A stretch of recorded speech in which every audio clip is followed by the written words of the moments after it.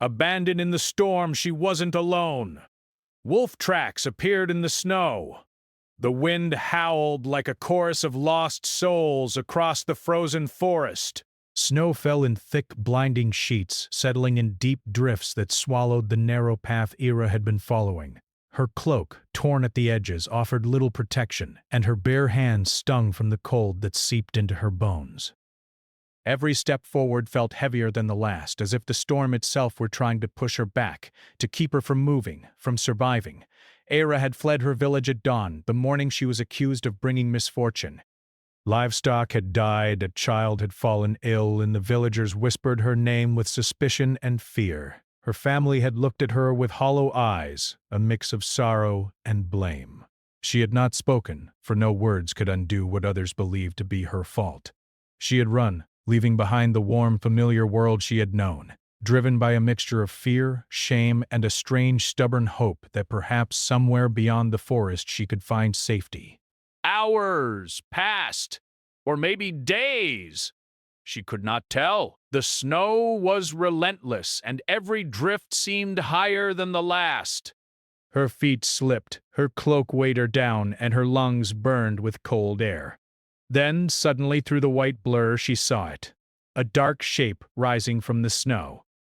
A lodge, or what remained of one, stood before her, half buried and leaning under the weight of ice. Its roof was jagged and broken, its windows shattered, but it offered the only promise of shelter for miles. Ira stumbled toward it, her strength failing, and collapsed just inside the doorway. The wood was cold, the floor rough beneath her hands, but it was a refuge from the storm's teeth. She curled into herself, shivering, and tried to close her eyes, hoping sleep would come and carry her away from the biting wind. She was not alone. At first, she thought it was her imagination. Shadows cast by the flickering light of a small fire she had sparked with trembling fingers, but the sound of movement was undeniable. The soft padding of feet, careful and deliberate, across the snow outside. Her eyes snapped open, and through the broken window she saw the tracks. Wolf tracks. They circled the lodge, too precise to belong to a wild animal wandering aimlessly. Each step seemed purposeful, deliberate, as if whoever, or whatever, was outside were studying her, testing her. A cold shiver ran down her spine, different from the one caused by the storm. She had heard stories of the forest's guardians, the wolves that roamed under the command of a shadowy king, a creature as old as the kingdom itself. She had never believed them. Now she had no choice but to. The door creaked. Ira froze, heart hammering. A figure stepped inside, tall, broad, and cloaked in fur. His face was hidden in shadow, but his presence radiated power. She could see the faint gleam of amber eyes, the way they reflected the firelight as he moved closer. She wanted to run, but her legs refused to obey. "You shouldn't be here," a deep voice rumbled, as if the forest itself had found a voice. I'm only seeking shelter from the storm," Ira managed to whisper, her teeth chattering. The figure studied her, tilting his head slightly. He did not move closer, but the room felt smaller with his presence. There was a strange duality about him, something both dangerous and magnetic. Ira could feel it in her chest, a pull she could neither understand nor resist. "Why do you not fear me?" he asked, almost a growl, yet there was curiosity in his tone. I have no choice," she said, shivering. "The storm would kill me before anything else." He did not answer at once. Instead, he circled her slowly, as if examining her, his footsteps silent against the wooden floor. Then, in a motion as swift as a shadow, he crouched near the fire, letting the heat brush against him. He spoke again, softer this time, almost a whisper. "You are far from home, alone. The forest is not kind to those who wander without purpose." Ira's throat tightened. She wanted to explain, to tell him she had run, that she had nowhere to go, but words felt fragile and useless. The storm outside seemed to grow louder, rattling the walls of the lodge, pressing in on them both. "You will not leave before the storm passes," he said finally. "It is safer this way." her brow furrowed. And then, I cannot stay here forever! He did not answer immediately, but she noticed a subtle shift in his posture, a tension she could not name. He was both a predator and a protector, a creature torn between instinct and restraint. For the first time, Era realized that he was not a mere wolf. He was something else, something older, something burdened by a past she could not yet guess. Hours passed in silence, punctuated only by the storm's fury. Era huddled closer to the fire, wrapped in her cloak, and stole glances at him. He did not speak unless necessary, and when he did, his words were measured, thoughtful, heavy with unspoken meaning.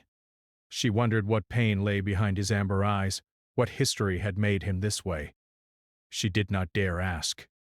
But she could feel it, the weight of loneliness, the echo of loss that radiated from him. In that moment, she understood something she had not expected, that she was not merely afraid of the storm or of the forest or even of him.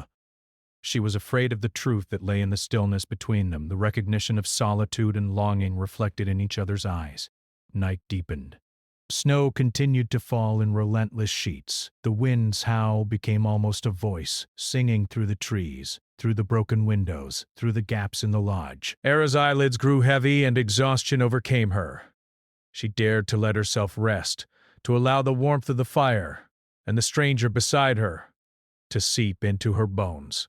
She dreamt of running through forests bathed in moonlight, of eyes that glowed amber watching over her, of voices whispering secrets of kings and curses long forgotten. She dreamed of warmth that was not fire, a protection that was not forced by fear. When she awoke, it was to silence. The storm had softened, leaving a hush over the forest. Snowflakes drifted lazily through broken windows, settling on the floor in delicate patterns. She sat up and saw him, the stranger, standing by the doorway, his figure silhouetted against the dim light outside. He had been watching over her, she realized, all through the night. "Why do you watch me?" she asked, her voice barely above a whisper. He did not answer immediately. Instead, he knelt by the window and traced his fingers over the frost, leaving patterns that mirrored the wolf tracks outside. Then he looked at her, and for the first time she saw something other than predator or guardian in his eyes, something that resembled longing. "Because," he said finally, "you are not as alone as you think." Era's heart skipped. She wanted to ask what he meant, but before she could speak, movement outside drew her attention. The snow had shifted, more tracks had appeared, fresh and deliberate, circling the lodge like sentinels. They were not ordinary wolves. They were larger, stronger, and carried an air of intelligence that made the hair on her arms rise. He stood, his posture tense, body coiled like a spring. His amber eyes glowed, reflecting the last embers of the fire. "They have sensed you," he murmured, almost to himself. "And they are not pleased." Ira's stomach dropped. "Who? What are they?" He did not answer. Instead, he moved to the door, pushing it open slightly. Snow blew in, stinging her face, but she could see the tracks more clearly now, the way they led to the tree line and then vanished into shadow. There was a presence there, watching, waiting. "They are coming," he said, and for the first time, Era saw fear. Not for himself, but for her. Her chest tightened. She wanted to run, to flee from the forest, from the storm, from the unknown. But she could not. Not while he was there, standing as a barrier between her and the danger that lurked outside. "You will not leave," he said again, his voice firmer this time, tinged with something she could not name: authority, desperation, care. "Not yet. Not until the storm has passed. And not until you understand that some things are far older than fear." Era nodded, unsure what he meant, but the exhaustion of the storm and the strange magnetic pull of his presence made her obey. She sank to the floor again, wrapping her arms around her knees, and allowed herself to watch him, to try to read the silent language of his stance, the slow, deliberate movements that spoke of both power and restraint. Outside, the wind had dropped to a low whisper, and the forest seemed to hold its breath. The wolf tracks remained, circling the lodge, silent and patient. Somewhere in the distance, a howl broke the hush, long and mournful, echoing across the frozen landscape. Ira shivered, but not from the cold. She realized, with a mixture of awe and fear, that she was not alone, not in the storm, not in the forest, and perhaps not in the world. And in the silence that followed, she understood that her life, as she had known it, was over. Something new had begun, something both terrifying and impossibly compelling. The lodge creaked under the weight of snow. Amber eyes glowed in the firelight, and beyond the walls the wolf tracks waited, circling, patient, watching. Something was coming for her, and she was not ready. The sun rose weakly over the snow-blanketed forest, casting a pale light across the jagged trees. Ira awoke to silence, broken only by the distant cracking of ice and the occasional caw of a lone crow. She blinked, unsure if she had slept or drifted in some in-between state where dreams and reality had merged. The lodge was quiet, empty except for the faint crackle of the dying fire. But she was not alone. Kalen, the figure she had met in the storm, had shifted his position in the night. He sat by the doorway, back straight, muscles taut even in stillness.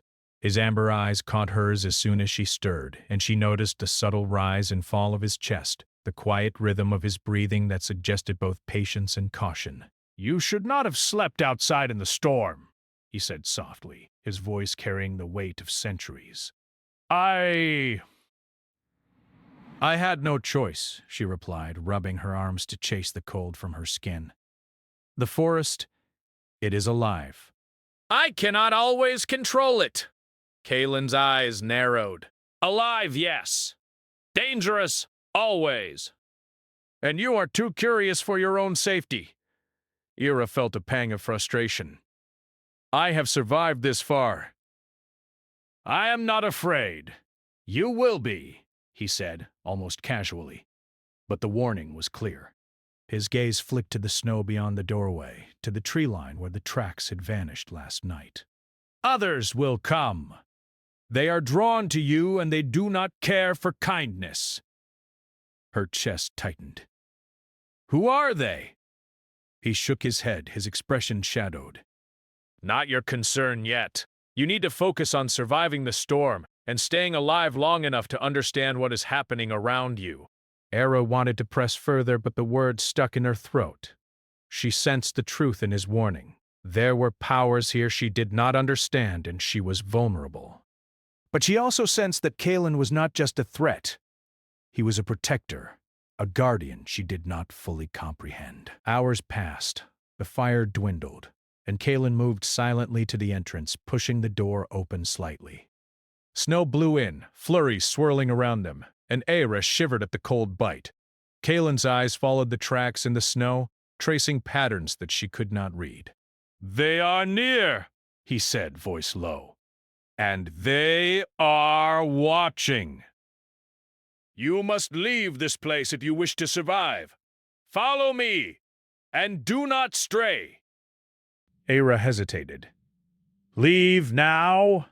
Into the storm?" He shook his head. "No. Into the forest. Into safety. There is a path I know, though it is treacherous. I will not leave you." The thought of trusting him made her heart pound. She had fled humans, but now she was being asked to rely on someone who was half unknown, half legend. Yet there was no choice. The forest was alive with unseen eyes, and she could feel the weight of unseen forces pressing toward them. They moved carefully, stepping over hidden roots and patches of ice that could break underfoot. Kalen led silently, his senses alert, scanning the forest with an almost predatory awareness. Ira followed, trying to keep pace despite exhaustion and the ache in her legs. She watched him, studied him, wondering what pain had shaped him into this figure who was both fierce and strangely gentle. Hours of walking turned into tension-filled silence. Then, without warning, the forest shifted. A sudden rustle of leaves, the snap of a branch, and Ira froze. Her heart leapt into her throat as shadows moved through the snow, larger than any ordinary wolf. Their eyes glowed faintly in the morning light, intelligent and unyielding. "They have found you!" Kalen whispered, moving in front of her. The wolf side of him surfacing for the first time. His muscles tensed, ears shifting, and a low growl rumbled from his chest. Ira stepped back, fear rising. What? What are they? Hunters, Kalen said simply. And they are not human. They do not speak of mercy. The shadows advanced. Ira clutched her cloak around her shoulders, trying to steady her shaking hands. Kalen moved with a fluid grace, placing himself between her and the approaching threat. He did not attack, not yet, but the raw tension in his stance spoke volumes. She understood instinctively. If he allowed them to reach her, death would follow. "You must listen to me," he said, voice sharp. "Do not move until I tell you. Stay behind me. Trust me, I will not let them touch you."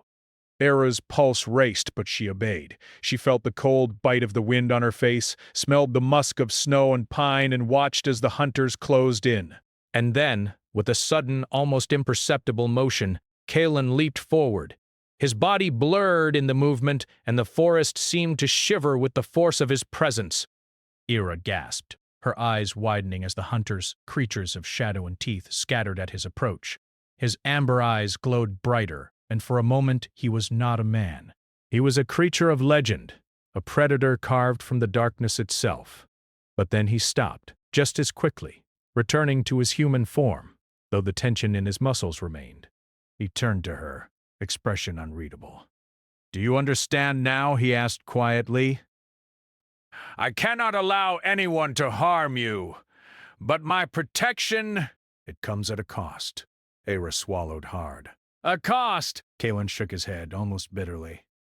"My nature is not kind. Those who come too close, I lose control. You could be hurt, harmed, by my own hand if I falter. That is why I cannot let you remain near me for long." She stared at him, torn between fear and something she could not name. She had followed him into the forest, had trusted him with her life, and now he was telling her to leave? The injustice, the longing, the ache of separation, all of it pressed against her chest. "You want me to leave?" she whispered. "I do," Kalen said, voice low and haunted. "For your own safety, you are not meant to walk this path with me. The forest, the curse, my nature. They are all dangerous. I cannot protect you from myself." Her heart sank. She wanted to argue, to insist, to demand that he not abandon her, but words failed. She could see the truth in his eyes, the loneliness and guilt that had carved him into what he was. She understood with painful clarity that he loved her, if love could exist in such a fractured soul, but feared that love could destroy her. I cannot leave," she said finally, her voice firm despite trembling. "Not while you are like this. I want to understand. I want to help. I do not fear you." Kalen's amber eyes darkened. He moved closer, close enough for her to feel the heat radiating from his body, the tension in every movement. "You should fear me," he said, almost a whisper. "I am not human. Not fully. I am a curse given flesh, and those who come close do not survive untouched." The words were a warning, a plea, and a confession all at once. Ira's throat tightened, but she refused to back down. She stepped forward, ignoring the cold, ignoring the danger, ignoring the wild, untamed power that radiated from him. "Then I will survive," she said quietly. "'Cause I do not wish to leave. Not yet. Not when I see. Not when I feel this."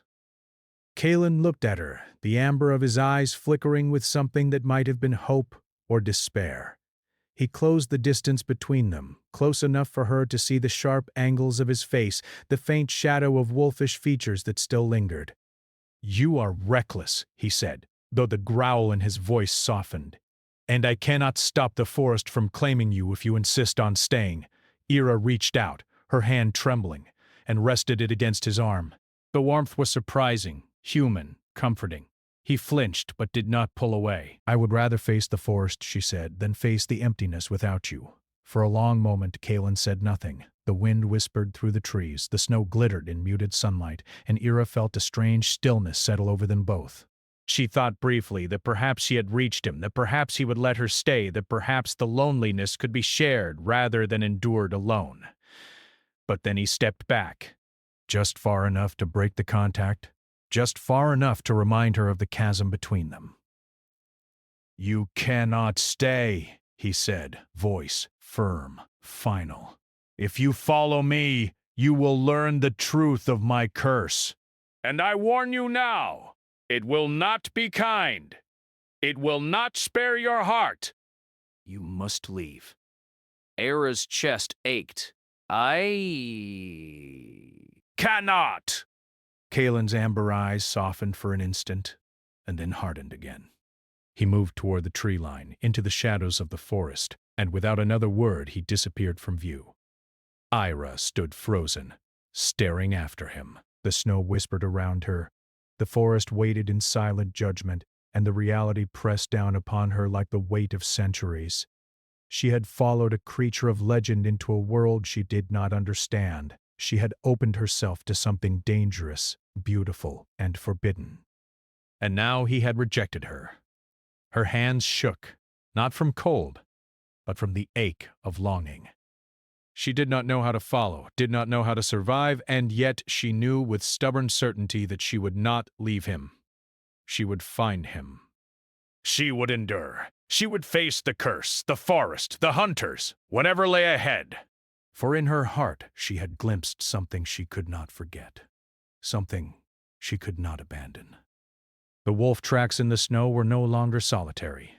They crisscrossed, circling, fading into the forest, and in the patterns she saw a promise, a challenge, a warning, a call, and she would answer it. The forest was quieter than Era had ever known, yet the silence was not peace. It was waiting. Snow crunched beneath her boots, each step careful, deliberate. She followed the wolf tracks Kaelin had left, weaving between trees so thick they blocked most of the pale sunlight. Her fingers were numb, her legs heavy, but she refused to stop. She could feel him ahead, even if she could not see him. She could feel his presence in the rhythm of the forest, in the way the shadows shifted, in the faint glow of amber that sometimes caught her eye. Kaelin had left her words, though not spoken aloud. He had made it clear she was not to come closer, that his curse would harm her if she stayed. Yet, somehow she knew she could not turn back. The longing in her chest burned too brightly, a fire that even the freezing wind could not snuff out. She had to understand him. She had to find the truth behind the amber eyes and the wolf tracks. Hours passed.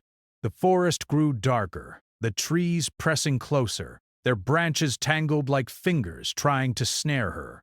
Then she heard it, a low growl that vibrated through the snow, deep and resonant. She froze, heart pounding, recognizing it instantly. "Kaelin," she whispered, her voice trembling.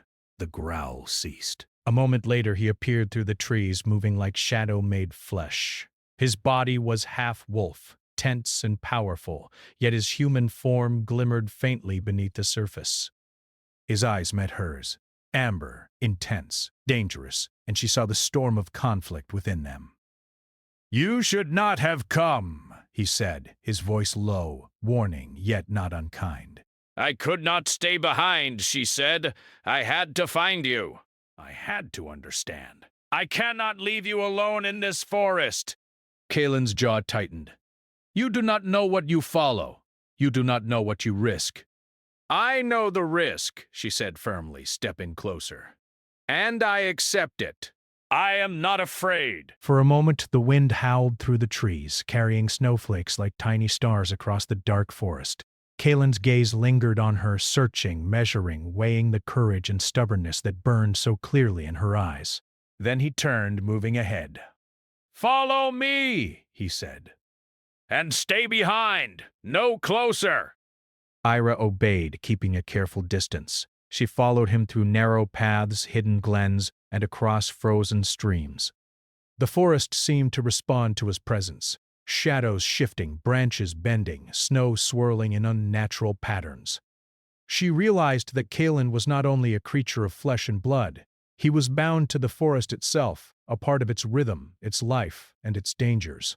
They had gone far when a sudden movement stopped them. From the trees, creatures emerged, wolves larger and darker than any she had seen before. Their eyes glowed faintly red, intelligent, calculating, and filled with malice. Era froze. Kalen stepped forward, muscles coiled, his half-wolf form radiating power and danger. "Stay behind me," he commanded. Era obeyed, pressing herself against a tree trunk, trying to appear smaller, less noticeable. The wolves circled, sniffing the air, ears twitching, growling softly. Kalen's amber eyes glowed, and a low, rumbling growl vibrated from his chest. The tension in the forest was electric, a storm waiting to break. The wolves lunged suddenly, faster than her eyes could follow. Kalen moved like liquid, intercepting them, claws and strength keeping them at bay without bloodshed, without unnecessary harm. Era's breath caught, heart hammering as she saw the incredible power contained in him. The deadly, beautiful, terrifying force that he had warned her about. And yet, even as he fought, she saw his hesitation, the restraint he placed upon himself. The wolves were a test, and he did not want to lose control. He did not want to hurt her, or himself. After what felt like hours but was only minutes, the wolves retreated, melting into the shadows of the trees. The forest seemed to exhale, returning to its unnatural stillness. Kalen stood, chest heaving slightly, amber eyes flicking to hers.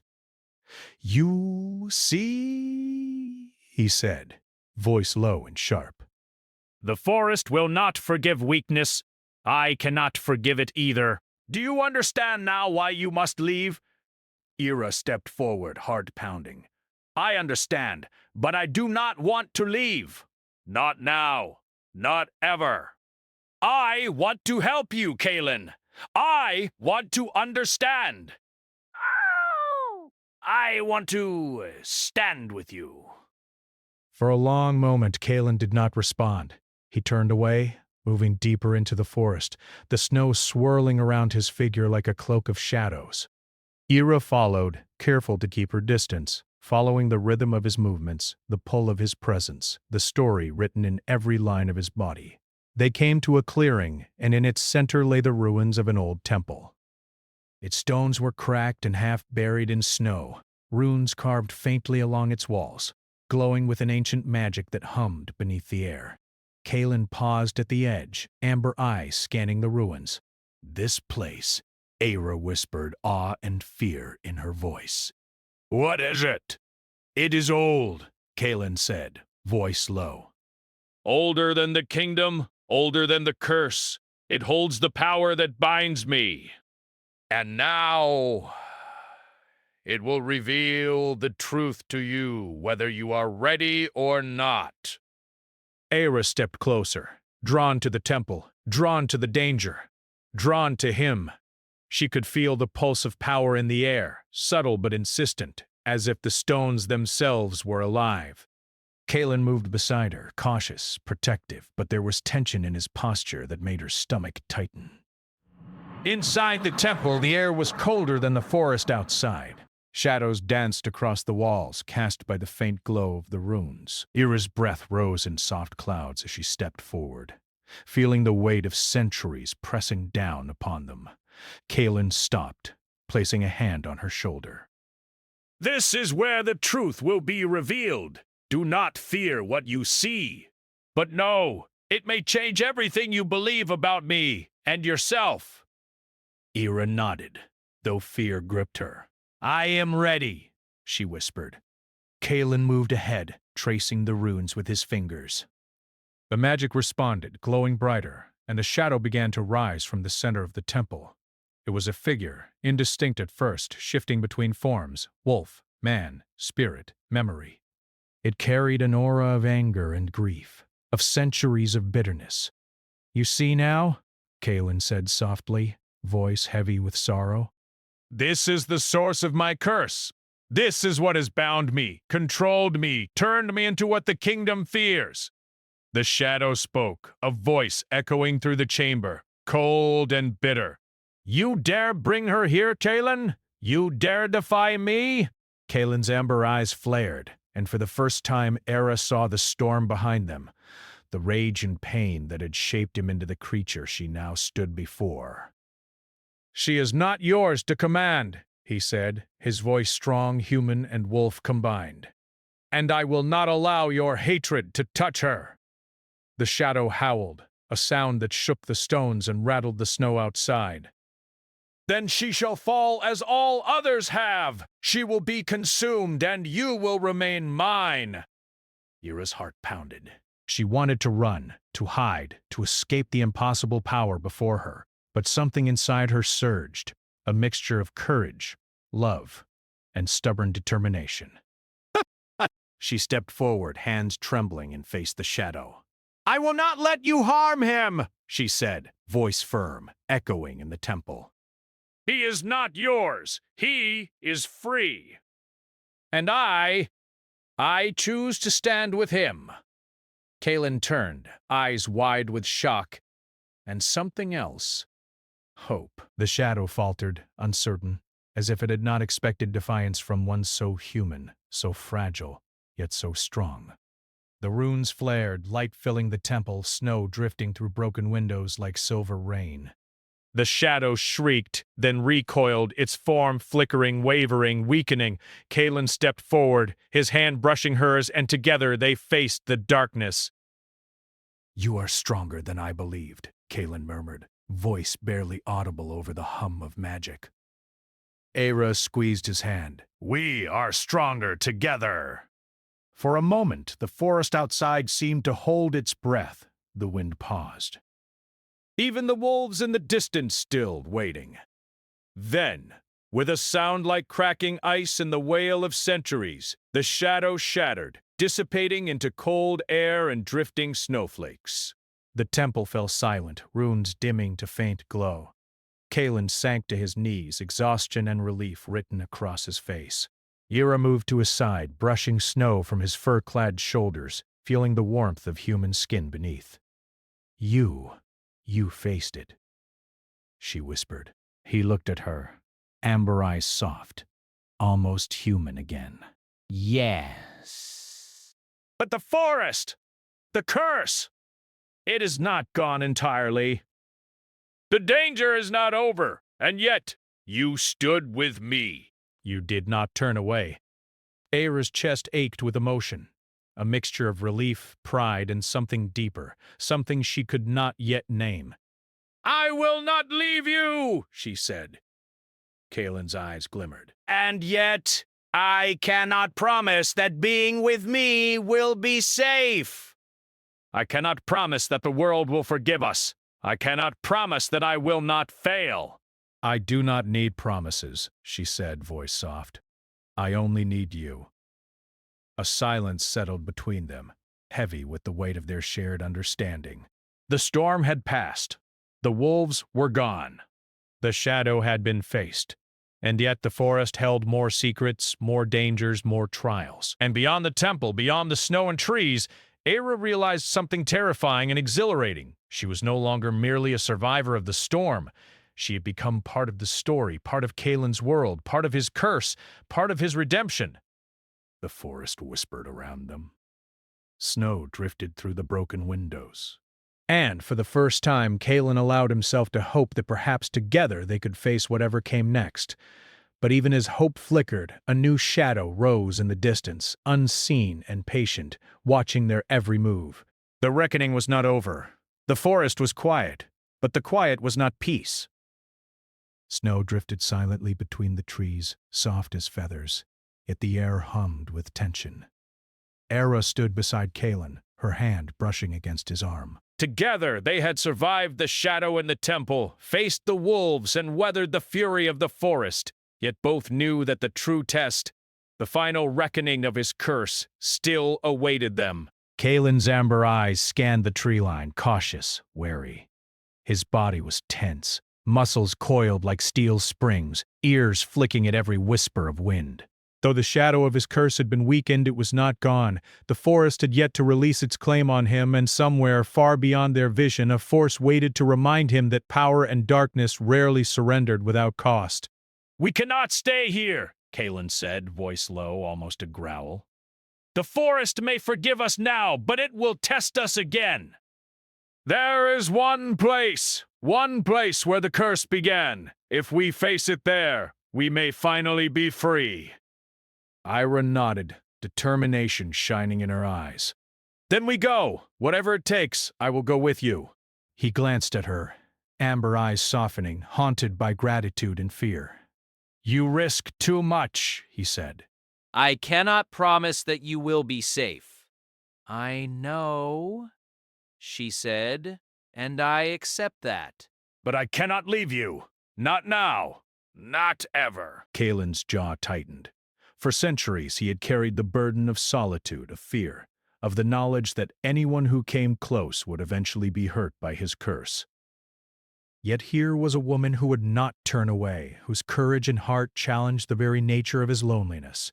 He did not know how to answer her, not fully, but he understood one thing. He could not walk this path without her. They moved through the forest in silence, snow crunching beneath their feet, following a hidden path Kalen had discovered long ago. The trees thickened, shadows stretching longer and darker, until they reached a clearing. Bare, half buried in ice and snow, stood the ruins of the ancient castle where Kalen's curse had been born. A place of cold stone and old magic, carved from grief and jealousy centuries ago. "This is it," Kalen said, his voice heavy with history and sorrow. "This is where it began. If we succeed, I may finally be free. If we fail, we may not leave this place alive." Aira swallowed, but she did not step back. "Then we succeed," she said simply. "Together!" Kalen's gaze softened, fleetingly human, and he nodded. "Together," he whispered. The castle ruins were treacherous, walls cracked with frost, floors slick with ice, runes faintly glowing beneath the snow. As they stepped inside, the air thickened with power, humming with the pulse of the curse. Shadows danced across the broken stones, whispers echoing with anger and accusation. The source of the curse manifested, a figure formed from shadow and frost, cruel and eternal. Its eyes glowed with icy fire, and its voice rumbled like thunder through the empty halls. "Kalen," it hissed, "you dare return? You dare bring another into my domain? She will fall as all others have. You cannot escape what I have made." Kalen stepped forward, body tense, wolf instincts coiling beneath his human form. "She is not yours," he said, amber eyes blazing. "She stands with me, and together we will end this." Aira took a deep breath, heart racing. Fear pressed at her chest, yet she did not move back. She raised her voice, steady and clear. "You have no power over me." "You will not harm him. You will not harm us. Your curse ends here." The shadow laughed, a sound sharp and bitter, echoing through the ruins. "Foolish girl," it said. "Do you not know the pain you invite? Do you not know that love only brings ruin to my kind?" "I do," she said, stepping closer to Kalen, placing her hand over his. "And yet, I choose it. I choose him. I choose courage over fear, and hope over despair. We are not yours to control." The shadow shrieked, its form twisting in fury. The walls of the ruins trembled, snow swirling in a vortex of power. Kalen's muscles tensed, his amber eyes glowing brighter, half human, half wolf, the duality of his nature fully awakened. The curse lashed at him, testing him, threatening to consume both him and Ira, but she did not falter. Her hand remained on his, her courage steady. And something remarkable happened. Kalen's strength grew. The bond they had forged, the trust and loyalty, the bravery she had shown, it gave him power beyond his curse, a tether to his humanity that the shadow could not touch. Together they faced the dark force, moving as one. Kalen roared, not in anger but in defiance, a sound that shook the ruins and echoed across the frozen landscape. Ira stood beside him, voice unwavering, spirit unyielding, and with that unity, the shadow began to waver, flickering like mist under sunlight. "You cannot defeat me," it hissed, desperation creeping into its voice. "I am eternal!" "Not eternal," Kalen said, amber eyes blazing, "because courage and love endure where fear and hatred fail." The shadow shrieked once more, then splintered into shards of frost and vanished, leaving the ruins silent except for the soft crunch of snow underfoot. Kalen sank to his knees, exhausted, human warmth returning fully for the first time in centuries. Ira knelt beside him, brushing snow from his shoulders, feeling the pulse of life strong and steady beneath his skin. "You did it!" she whispered, her voice trembling with relief and awe. He looked at her, eyes soft, vulnerable, and for the first time fully human. "We did it," he said, voice low, rich with emotion. "You gave me the strength I thought I had lost. You saved me." Ira shook her head, smiling through tears. "No. We saved each other. I could not have done this alone, and neither could you." A silence settled, comforting in full, the forest outside whispering gently around them. The snow fell softly, settling like silver dust over the ancient stones, covering the scars of the past. Kalen extended a hand, and she took it without hesitation. They rose together, united in the quiet victory of survival, courage, and love. The curse had been broken, not destroyed entirely, for power of that magnitude could never be fully erased, but tamed, balanced, transformed. Kalen's wolf form no longer threatened destruction. It was a part of him, a reflection of strength and protection rather than rage and fear. And with Era by his side, he could finally embrace his humanity without the shadow of centuries pressing down. They stepped outside the ruins, snow drifting gently over the forest floor. The wind carried a whisper, soft and approving, as if the forest itself recognized the bond forged through courage, trust, and defiance. Kalen's amber eyes scanned the horizon, then rested on Era. "Where will we go now?" he asked quietly, voice tinged with wonder. "Wherever the forest, or the world, allows," she replied, smiling. "But we go together!" Kalen nodded, the weight of centuries easing from his shoulders. For the first time he felt free, not just from the curse, but from the loneliness that had defined his life. The forest stretched before them, endless and mysterious, but no longer a prison. It was a place of possibility, of hope, and of shared destiny. As they walked through the snow, Ira noticed the wolf tracks around the ruins.